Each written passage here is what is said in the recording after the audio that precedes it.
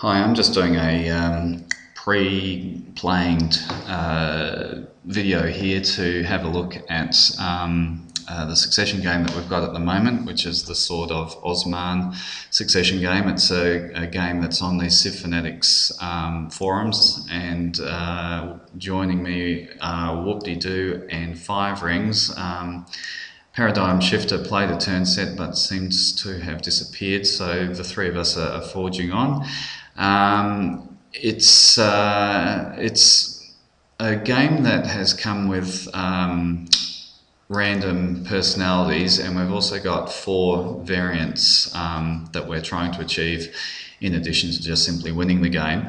Firstly, we're on a bit of a time schedule in terms of getting Islam founded. We've got to get that up on or before 625 AD. Despite some mucking around, we're pretty confident that we can do that. We're at the point at 25 AD where we've got about half of divine right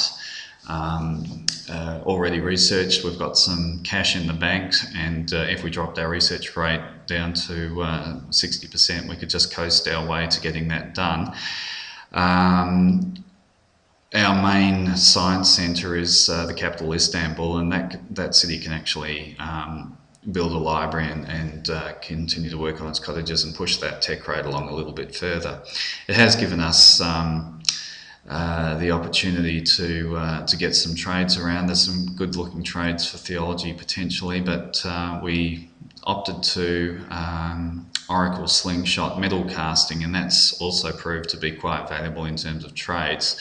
Unfortunately, I'm a bit wary that we've got a bunch of leaders that have a very low tolerance to tech trading, and we've already hit one of them who's fearing that we're already becoming too advanced. So, and that might actually be a bit of a common song amongst the leaders for the next few turn sets, as we're looking to continue to trade, and we think that many of them have pretty low tolerance to tech tradings before we run into "we fear you are becoming too advanced" problems. We also are shooting for the Hagia Sophia World Wonder. It's pushing us very much along that construction, machinery, engineering, tech pathway. And in the 15th and 16th centuries, we have to ensure that the Greeks and the Egyptians, respectively, are either decimated or our vassals. So we've got a couple of battles ahead of us as well. Just having a look at the map, it's been a fairly challenging map as well to work on.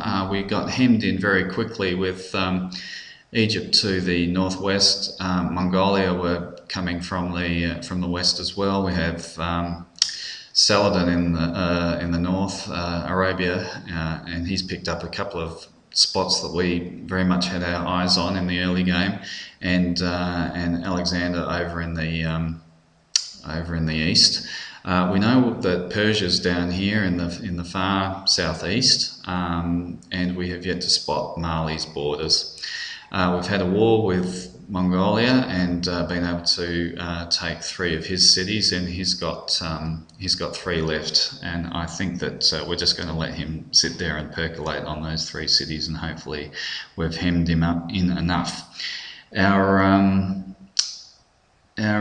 concerns, as I said, is with regard to the leaders. We've got Alexander, who I'm pretty confident is Tokugawa. He's been cautious and unwilling to enter trades or open borders and that sort of thing, which is a bit of a giveaway for him. The problem, or the first warning flag, has been that most of the other leaders had very positive relations with Alexander, indicating that they had a lot of warmonger respect already. And on top of that, Alexander has entered into hereditary rule, and they're giving him, you have wisely chosen your civics bonuses for that, indicating that these 4 guys are all have hereditary rule as their favourite civic. And if you look through the list of leaders, the five that do prefer hereditary rule are Alexander of Greece, Catherine of Russia, Louis of France, Capac of the Inca, and Ragnar of the Vikings. So they're fairly warmongery leaders to begin with. They've all got a warmonger respect of 2, so some difficult characters on the map. On top of that, only Catherine is pretty relaxed in terms of we fear you're becoming too advanced. So hopefully one of these 4 guys is in fact Catherine, and that we've still got a trading partner. Kublai was very unpopular initially with the other leaders as well, indicating that he's a builder, and at the other end of that piece weight scale. Unfortunately, because we felt compelled to take Mongolian land, he's not very happy with us, and probably fairly unwilling to trade. He might come good over a period of time, I'm not quite sure. So that's that. I'll just quickly run through the goals for this turn set, which is firstly to ensure that we're well on the way to getting that divine right target rolled over. As I said, we're going to get it, even if we just sat on 60% science, because we've got enough gold in the bank, unless someone comes along and makes a demand and we hand it over, but I'd be very reluctant to do that. I think we can improve our chances by building our capital up with that way. We've got some cottages that have just begun to mature, and I think that we can do more with getting them up. And at the moment we don't have a library, so a library build is going to be fairly high on our agenda. In terms of tech trades, we'd love to get our hands on construction. We've got, as I said, we've got to get our war preparations underway for the attacks on both Egypt and Greece in order to comply with our variant requirements. I'm actually hoping that Cyrus is going to warm to us. We've got a couple of very tradable technologies in metal casting and theology, and literature's a cheap technology that can be thrown into a deal in order to get construction at some point or other. At this stage, his position is that he doesn't like us enough,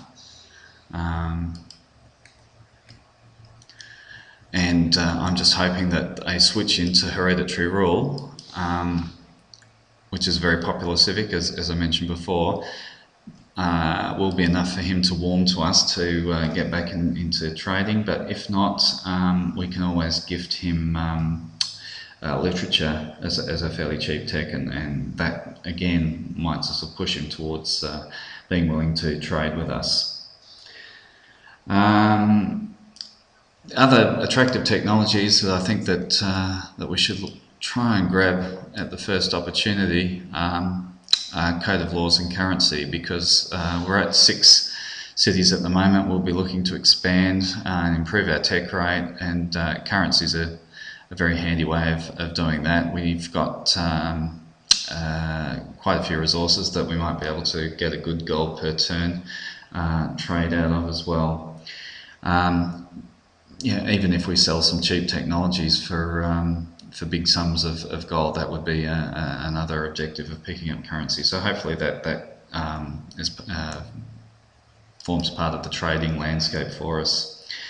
As I said before, we're interested in flipping into hereditary rule, but it would be handy to use one of these 2 religious civics we've got.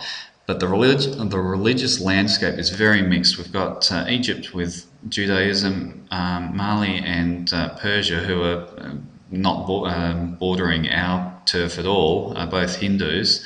Saladin's picked up Buddhism, and really, you know, as soon as we adopt a religion, we don't have any warmonger respect, so all of a sudden we might present ourselves as a potential target for invasion. So we've just got to. I'm personally not going to adopt a religious civic in this turn set because I just think it's too dangerous. If I was going to go anywhere, I'd probably go with Buddhism because we can afford to upset all the other guys, but we don't have plans to attack Arabia at this stage, and I'd be keen to make sure that he doesn't sneak attack us. Quickly looking at our cities, as I said before, Istanbul very much benefit from library because it's got a lot of food positive tiles. The 3 sugars here, someone's built a farm. I think it was Paradigm Shifter who built that farm there. I'm not quite sure why that happened, but and obviously the corn food resource allows whipping to be done here, but because we're trying to grow our cottages, we've got to restrain the whip to a certain extent. But you know, I'd be really keen to get that library whipped out and work the cottages, maybe run some scientists to push things along. Pretty well everywhere else, I think, is going to have to be focused on producing units for our invasion. This city obviously is well suited to that. Unfortunately, it's surrounded by jungle, but got a lot of hills. There's a couple of hills under the jungle here, and a lot of riverside tiles that can be farmed up. So with one production resource already, that's a copper mine there that Edinay is certainly looking like a unit pump and potentially a heroic epic city. Ankara has been fairly, I mean, I placed that city and I'm really sort of wishing that I'd pushed it away a bit further from the Egyptian borders. I'm very worried that already it's 24% Egyptian, and Thebes is just racking up wonders like you wouldn't believe. I'm wary that this city is going to flip if we leave it for too long. In the meantime, I probably flip over to a library. It gives us 2 culture per turn, and that will help things along a little bit more. The 3 Mongolian cities are well suited to being unit pumps as well. Kublai put down some cottages, but I think in the fullness of time these might even get knocked over for farms where appropriate and possible. His former capital actually would make a great person pump, but at this point we're really more interested in building up our army rather than trying to run great people. Turfan again, not a lot to get excited about in this city, but it does have rice resource and marble resource, so we can get some production out of this one. All right, so that's a bit of the pre-game run through, and we'll see how we go.